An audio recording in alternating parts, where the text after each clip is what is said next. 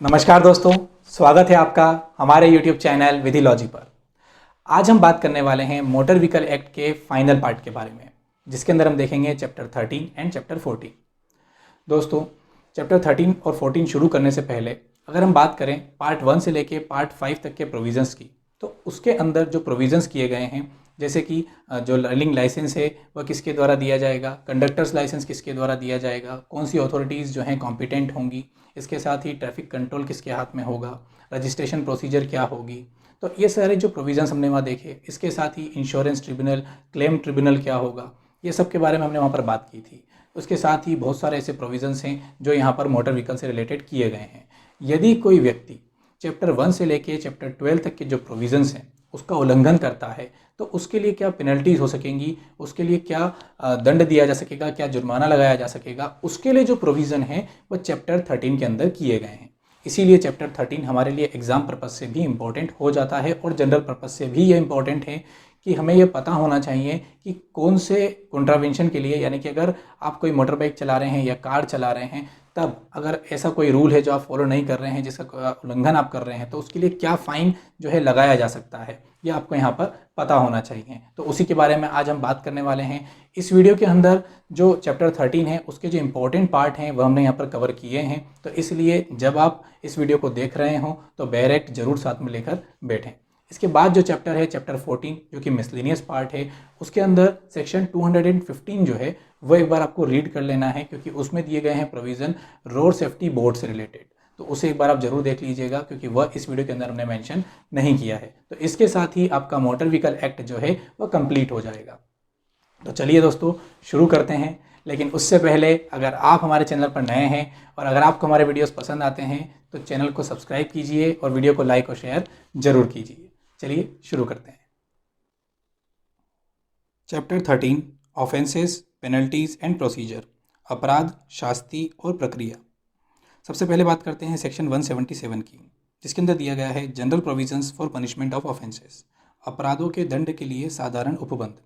इस सेक्शन के अंदर यह बताया गया है कि यदि कोई व्यक्ति ऐसा अपराध करता है जिसके बारे में इस एक्ट के अंदर उपबंध नहीं किया गया है, तब ऐसी स्थिति में ऐसे अपराध के लिए क्या दंड दिया जा सकेगा। तो अगर हम देखें तो इसमें बताया गया है कि whoever contravenes any provision of this act or of any rule, regulation or notification if no penalty is provided for the offence, यानी कि जब उसके लिए कोई भी, उस अपराध के लिए कोई भी पेनल्टी या फाइन जो है वहाँ पर नहीं दिया गया है, तब ऐसी स्थिति में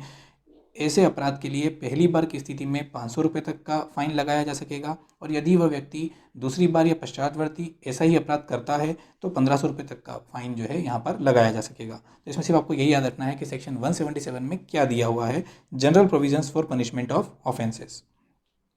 section 177A, penalty for contravention of regulations under section 118। अब सेक्शन 118 में हमने देखा था कि जो केंद्र सरकार है उसके द्वारा जो ड्राइविंग के लिए रेगुलेशंस बनाए जाते हैं,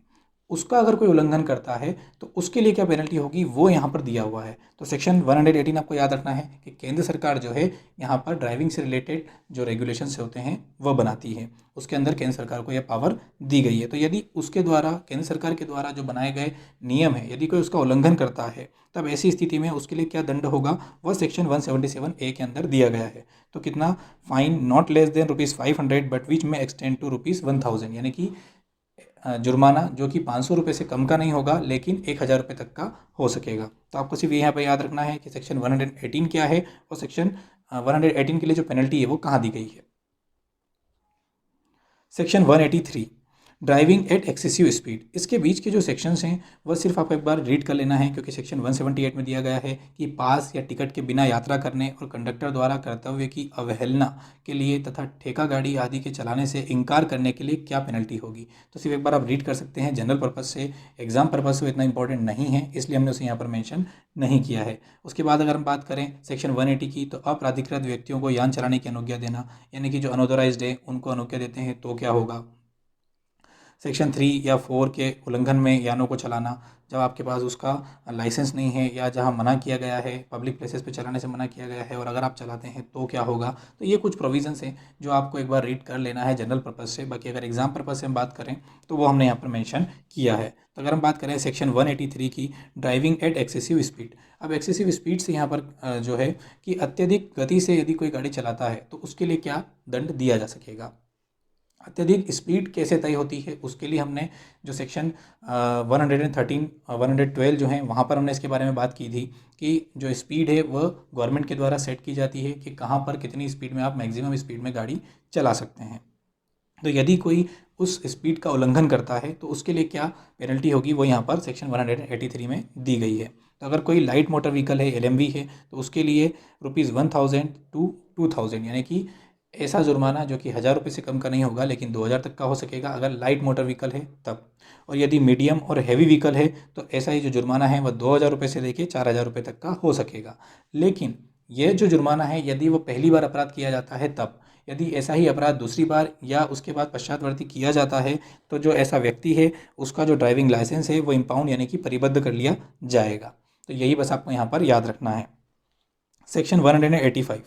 driving by a drunken person और by a person under the influence of drugs. किसी मत्त व्यक्ति द्वारा या मादक द्रव्यों के असर में होते हुए किसी व्यक्ति द्वारा मोटर यान चलाया जाना। सेक्शन 185 इम्पोर्टेंट है क्योंकि इसे ही अगले जो आने वाले सेक्शन है उसमें भी इसके बारे में बात की गई है। वो क्यों की गई है वो हम आगे बात करेंगे, तो इसलिए इसको एक बार आप टिक कर लीजिएगा और इसे अच्छे से पढ़ लीजिएगा। तो इसमें बताया गया है कि हु एवर वाइल ड्राइविंग और attempting to drive a motor vehicle, यानी कि जब कोई व्यक्ति ड्राइव कर रहा है या ड्राइव करने की कोशिश कर रहा है तब यदि ऐसी स्थिति में वह मत है यानी कि ड्रंकन है या उसने किसी ड्रग्स का इन्फ्लुएंस हुआ है, तब ऐसी स्थिति में यदि वह गाड़ी चलाता है और यदि उसके ब्लड में यानी कि in his blood alcohol exceeding 30 milligram पर 100 ml ऑफ ब्लड डिटेक्टेड, यानी कि उसके जो ब्लड के अंदर एल्कोहल जो है वह 30 मिलीग्राम से ज़्यादा निकलता है 100 ml के अंदर तब, या फिर is under the influence of drug to such extent as to be incapable of exercising proper control over the vehicle, या फिर जो ड्रग का इन्फ्लुएंस है वो इतना ज़्यादा है उसके ऊपर कि वह प्रॉपर कंट्रोल नहीं रख पा रहा है व्हीकल के ऊपर, तब ऐसी स्थिति में फर्स्ट ऑफेंस यानी कि जब पहली बार यदि वो अपराध करता है तो इम्प्रिजनमेंट अप टू 6 months और फाइन अप टू ₹10,000 और बोथ। जो कि हम बात करते हैं ड्रिंक एंड ड्राइव का जो केस और चालान बनते हैं वो इसी सेक्शन के अंतर्गत आते हैं कि जब अगर ऐसा व्यक्ति कोई कुछ करता है तो उसके लिए यदि पहली बार अगर उसने ऑफेंस किया है तो कारावास जो कि 6 महीने तक का हो सकेगा या जुर्माना जो 10,000 रुपये तक का हो सकेगा या दोनों से उसे दंडित किया जा सकेगा। इसके साथ ही यदि वह ऐसा ही अपराध दूसरी बार या पश्चातवर्ती करता है तब ऐसी स्थिति में जो कारावास होगा वो 2 वर्ष तक का हो सकेगा और जो जुर्माना होगा वो 15,000 रुपये तक का हो सकेगा या दोनों से उसे दंडित किया जा सकेगा। तो ये एक बार आपको पढ़ लेना है, ये सेक्शन इंपॉर्टेंट है, यहाँ से क्वेश्चन बन सकता है। इसके बाद अगर हम बात करें section 192 using vehicle without registration, इसके बाद के जो सेक्शंस हैं सेक्शन 184 हो गया, 186 हो गया, इसके अंदर जो सेक्शंस दिए गए हैं उनकी सिर्फ आपको हेडिंग्स एक बार रीड कर लेनी है। जैसे कि 186 में दिया गया है मोटर यान चलाने के लिए मानसिक या शारीरिक रूप से अयोग्य होते हुए यान चलाना, यानी कि अगर उसके लिए वो फिजिकली अनफिट है या मेंटली अनफिट है और फिर भी ड्राइव करता है तो क्या होगा। दुर्घटना संबंधी अपराधों के लिए क्या दंड हो सकते हैं, यानी कि punishment for offences relating to accident, वो सेक्शन 187 में दिए गए हैं। तो ये कुछ सेक्शंस हैं जो आपको सिर्फ रीड करना है जनरल पर्पस से। अब बात करें सेक्शन 192 की, तो इसकी हेडिंग आपको याद रखनी है कि यूजिंग व्हीकल विदाउट रजिस्ट्रेशन, यानी कि अगर कोई व्हीकल बिना रजिस्ट्रेशन के अगर कोई यूज़ कर रहा है तो उसके लिए क्या पेनल्टी या क्या दंड उसे दिया जा सकेगा, उसके बारे में जो प्रोविज़न है वो सेक्शन 192 के अंदर किए गए हैं। इसके बाद section 192A using vehicle without permit, तो इसके अंदर जो बात की गई है विदाउट परमिट की, तो जैसा कि हमने इसके पहले जो चैप्टर 6 और 5 थे उसके अंदर हमने बात की थी कि यदि कोई व्हीकल जो है चलाया जाता है, जो बसेस हो गई, पब्लिक ट्रांसपोर्ट हो गए या जो ट्रांसपोर्टेशन से रिलेटेड जो व्हीकल्स हैं, कमर्शियल व्हीकल्स हैं, तो उसके लिए परमिट यहाँ पर लेना होता है। तो यदि कोई व्यक्ति बिना परमिट के जो है व्हीकल चला रहा है तब ऐसी स्थिति में उसको क्या दंड दिया जा सकेगा, या फिर जो परमिट उसे इशू किया गया है वह उसके विरुद्ध कहीं दूसरी परमिट पर गाड़ी चला रहा है तो उसके लिए क्या दंड हो सकेगा। इन सब के बारे में जो प्रोविजंस हैं वो सेक्शन 192A के अंदर किए गए हैं, लेकिन यहाँ पर सिर्फ आपको इतना ही याद रखना है कि कहाँ पर ये प्रोविज़न किए गए हैं। सेक्शन 193 बिना समुचित प्राधिकार वाले अभिकर्ता, प्रचारकों और संकलनकर्ता के लिए दंड, यानी कि punishment of agents, canvassers and aggregators without proper authority, यानी कि जिन्हें कोई अधिकार नहीं है, जिन्हें कोई प्राधिकार नहीं है, यदि वह अभिकर्ता या प्रचारक जो हैं, संकलनकर्ता जो हैं, वह इस एक्ट के अंदर जो बंद किए गए हैं उनसे रिलेटेड कोई कार्य करते हैं, तब ऐसी स्थिति में उन्हें क्या दंड दिया जा सकेगा। तो इसका जो प्रोविजंस हैं कि वो कौन इसके लिए ऑथोराइज्ड होगा, वो कौन से सेक्शन में दिए गए हैं, सेक्शन 93 के अंदर दिए गए हैं। तो इसीलिए लिखा गया है कि अगर कोई सेक्शन 93 के नियमों का उल्लंघन करता है तो उसके लिए जो दंड है वो सेक्शन 193 में दिया गया है। तो ये इजी है आपको याद करना कि 93 में जो प्रोविजन है अगर उसका कोई उल्लंघन करेगा तो 193 में उसके लिए दंड का उपबंध किया गया है। Section 194 driving vehicle exceeding permissible weight. इसके अंदर ये बात कही गई है कि यदि कोई व्यक्ति उसका जो वेट है, जो कमर्शियल व्हीकल वह चला रहा है, जो व्हीकल वह चला रहा है, उसके लिए जो वेट निश्चित किया गया है गवर्नमेंट के रूल्स एंड रेगुलेशंस के द्वारा, यदि वह उसके वेट से अधिक भार को लोड कर वह व्हीकल चलाता है, तब ऐसी स्थिति में उसके ऊपर क्या दंड लगाया जा सकेगा। तो यह जो यहाँ पर बताया गया है कि सेक्शन 113 टू 115 जो प्रोविजंस किए गए हैं वेट से रिलेटेड, यदि उसका कोई उल्लंघन करता है तो उसका जो दंड है वह सेक्शन 194 के अंदर प्रोविज़न किया गया है। Section 194A carriage of excess passengers. अब यहाँ बात की गई है सेक्शन 194 में हमने देखा कि अगर वह जो उसके लिए भार निश्चित किया गया है उससे ज़्यादा भार वहन करता है तो उसके लिए क्या दंड होगा। अब अगर हम बात करें पैसेंजर व्हीकल्स की, तो जो पब्लिक ट्रांसपोर्ट्स हैं, यदि ऐसे व्हीकल्स के अंदर जो सीटिंग कैपेसिटी है या उसके लिए जितना परमिट किया गया है कि इतने व्यक्तियों को आप जो है यहाँ पर पैसेंजर को बिठा सकते हैं या ले जा सकते हैं, यदि वो उससे ज़्यादा पैसेंजर उसके अंदर पाए जाते हैं तब ऐसी स्थिति में उसके ऊपर क्या दंड दिया जा सकेगा, उसका जो प्रोविज़न है वो सेक्शन 194A के अंदर किया गया है। तो ये जो लिखा है ₹200 पर पर्सन फाइन, ये इसलिए यहाँ पर हमने मेंशन किया है कि जब ऐसा व्हीकल जो है चेक किया जाता है और उस व्हीकल के अंदर जितनी कैपेसिटी है उससे ज़्यादा जो पैसेंजर्स हैं वह वहाँ पर मिलते हैं, तब ऐसी स्थिति में पर पैसेंजर ₹200 का जो फ़ाइन है वह उस ऑनर के ऊपर वहाँ पर लगाया जाता है। और इसके साथ ही वह व्हीकल तब तक वहाँ से नहीं चलाया जाएगा जब तक कि ऐसे जो एक्स्ट्रा पैसेंजर्स हैं जिन्हें उन्होंने वहाँ पर उस व्हीकल के अंदर लाए हैं उन्हें दूसरी कोई व्यवस्था करके जहाँ उन्हें जाना है वहाँ पहुँचा नहीं दिया जाता। तो ये कुछ जनरल पर्पस से आप इसे याद रख सकते हैं, ये हमारी जनरल लाइफ के अंदर भी हमारे जो है जानना इम्पोर्टेंट है। अगर हम बात करें सेक्शन 194D की, penalty for not wearing headgear, ये इम्पोर्टेंट सेक्शन है और इसका जो कनेक्शन है वो सीधे है सेक्शन 129 से, जो कि एग्ज़ाम में पूछा जा चुका है। सेक्शन 129 जो है वह उपबंध करता है जो मोटर व्हीकल आप चलाते हैं उसके ऊपर हेलमेट के प्रोविज़न से रिलेटेड। तो उसी के लिए यहाँ पर दिया गया है कि यदि कोई हेडगियर नहीं पहनता है तो उसके लिए क्या दंड होगा, वो सेक्शन 194D के अंदर किया गया है। तो अगर कोई सेक्शन 129 का उल्लंघन करता है तो उसके ऊपर जो है यहाँ पर ₹1000 का जुर्माना और 3 माह की अवधि के लिए अनुज्ञप्ति धारण करने के लिए निरहत रहेगा, यानी कि जो उसका लाइसेंस है उसे भी 3 माह के लिए निरहत किया जा सकता है। तो ये प्रोविज़न आपको यहाँ पर याद रखना है और ये कौन से सेक्शन से कनेक्टेड है ये भी आपको याद रखना है। जैसे 193 से कनेक्टेड था, उसी तरीके से 129 सेक्शन जो है वो 194D से कनेक्टेड है। सेक्शन 196 बीमा न किए गए यान को चलाना।